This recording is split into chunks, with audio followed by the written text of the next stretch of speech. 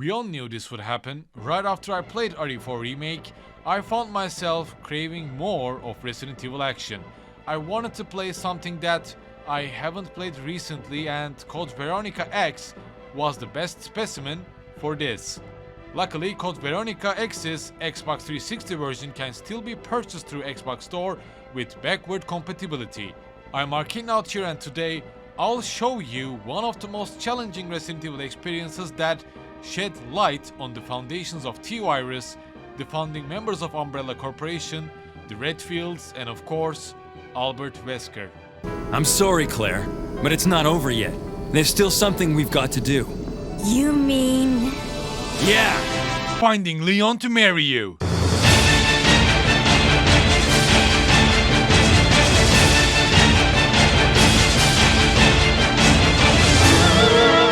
First of all, one of the game's greatest strengths is its story, and I believe I can say story is its main selling point. Code Veronica follows Claire Redfield, who is searching for her brother Chris in the aftermath of Raccoon City incident. During the prologue cutscene, we see Claire infiltrating Umbrella bases, looking for Chris, and then getting captured and then sent to a prison on an island that is full of biohazardous creatures. Resident Evil Code Veronica's story is more complex and detailed than in previous games in the series. It is probably best to play it if you already played the first two Resident Evil titles, since it also takes place 3 months after the events of the second game. While offering deeper insights into the overall Resident Evil universe, it also explores the origins of the T-Virus and the backstory of the Ashford family, which is the founding member of Umbrella Corporation that caused the events within Resident Evil universe. So you definitely need to know and feel interested about the lore of Resident Evil to enjoy Code Veronica, I believe. Within this prison island, we quickly discovered that the same virus that affected Raccoon City is spread. So we quickly face the nostalgic threats that we already know, and besides these aspects, the narrative also offers significant character development for Claire and Chris Redfield, and also for Albert Wesker, who felt more like an anti-hero during this run. And to be honest, I really enjoyed how Code Veronica presented him. And last, we also have Steve, who might be the comic relief or like a childish supportive character of Resident Evil, who plays an important role in Claire's character development. Probably one of the most interesting aspects of Code Veronica is that you play both as Claire being racist at the first moment she can,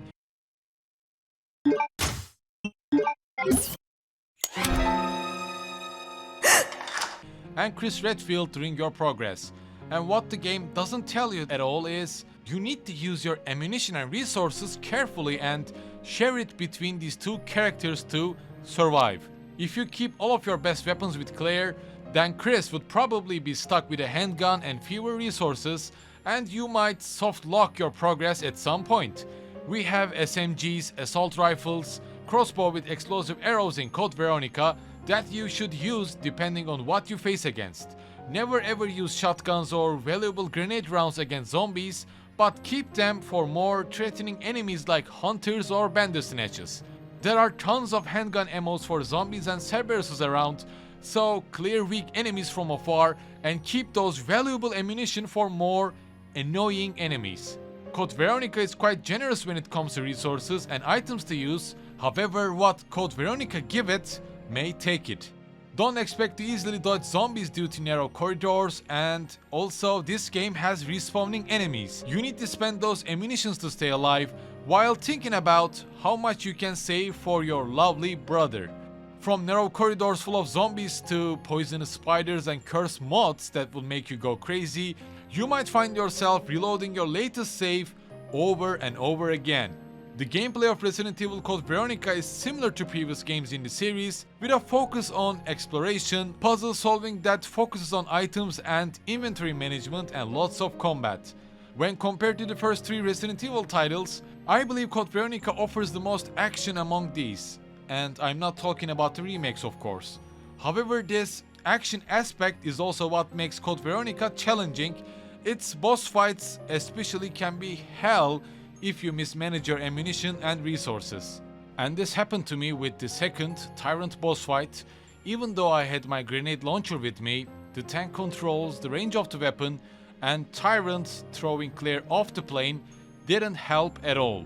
Code Veronica didn't feel beginner friendly at all, so once again I'll warn you. Either play it with a guide if you don't want to get soft locked, or keep in mind that you need to babysit both Claire and Chris and act accordingly. I remember that I loved Chris's part most when I played it like 10 years ago, and my feelings haven't changed at all. Chris's levels feel more Resident Evil-like with action, puzzle solving and inventory management combined. It felt more like the first Resident Evil title, especially with that same shotgun item puzzle vibes. On the other hand, I love Chris's dialogues with Wesker and how much boys love tension they have. And my sister! Where Claire's run felt more like action-focused survival, like where we hang out with Steve and his cheesy one-liners. Come on, let's go! What, are you scared? I mostly use dual SMGs, handgun and bowgun to clear narrow corridors full of zombies, and since the first part of Claire is mostly around the 60% of Code Veronica experience, it is best to organize your inventory for item puzzles and collect each and every resource you see and put them in the item box for Chris. These item puzzles become more difficult to figure out during late game for each character, as you might need to backtrack to previous area full of dangers or trying to figure out what you have been missing.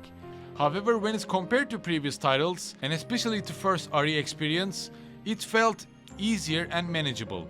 And another thing that Code Veronica won't tell you is to keep the fire extinguisher in your item box after using it. Chris can fill it later on, helping you to reach the Magnum.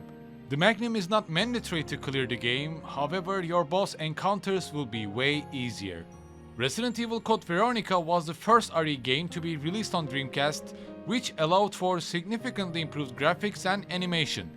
Its environment and character models are more detailed, realistic than previous titles, and it also makes excellent use of lightning and shadow, which contributes to the game's tense and ominous atmosphere. And not to forget, Code Veronica might have one of the best soundtracks of all Resident Evil games. I believe it perfectly captures the tense atmosphere, presenting a captivating horror experience. However, I don't see myself replaying Code Veronica maybe for another 10 years. I don't find its level design iconic or deep like other RE titles, and as a fan service or a lore point of view, we even find ourselves in a place that is identical to Arklay Mansion. Both as Claire and as Chris, Code Veronica starts on the prison island with a dark, gloomy atmosphere that evolves more into gothic ambience that fits Resident Evil style. However, oddly enough, our adventure ends within an Antarctic base, full of experiments and deadly, poisonous moths. And you know what? All of these annoying aspects can only be found in Claire's route. Maybe I was, again, really strict on my resource management, but you can't blame me for trying to save up ammo and healing items for Chris's route, right? If I were to go back to level, art design and the story of Code Veronica, all of these three aspects might mean a lot if you are really fan or interested in Resident Evil's story. The level design might not be iconic like the first three titles, or the bosses might not be that memorable, but when the story about Ashford family and the Umbrella Corporation is considered, Code Veronica is one of the most important stories of Resident Evil series. Like, you see how Albert Wesker's hate towards Chris evolves, since it's their first meeting after the events of the first game. We see Wesker's mutated eyes and new abilities, how twisted the Ashford twins actually are, and what they plan to do with new mutated virus, and how wicked the founding member of Umbrella, Alexander Ashford, really is. However, within this dark, corrupted story, Code Veronica's cheesy cutscenes might ruin the mood, might even make you not to take the story events seriously. Chris, oh little fishy, come see my hook. Chris, I'm sending some company to keep you entertained. And probably that's why I would love to see Code Veronica remade with RE Engine, with its cutscenes and level design polished and redesigned, that would match the new survival horror wave to attract newcomers. All of this story about Wesker and the Ashford family are too valuable for Resident Evil franchise to be forgotten. Resident Evil Code Veronica might frustrate you with the challenge it offers. It might even make you hate Resident Evil series by soft locking you with character change from Claire to Chris. However, it does really present a deep, valuable story parts for Resident Evil universe. Besides its lore, in terms of level design and overall experience, I think I still prefer titles like RE0 or maybe even the remake of the first game. I completed Code Veronica in 10 hours and 24 minutes, and you know what? I still don't feel sated after playing Code Veronica, nor because of trying S+ ranks on RE4 remake. I might be beyond saving, so please either tell me which survival horror or Resident Evil title I should play next, or just choke me like how Wesker did to Chris. Like a true boys would. As always, thanks for watching today's video, and I hope I can manage to quit this Resident Evil addiction somehow. I have lots of plans, I have lots of games to cover, so stay sane, stay tuned.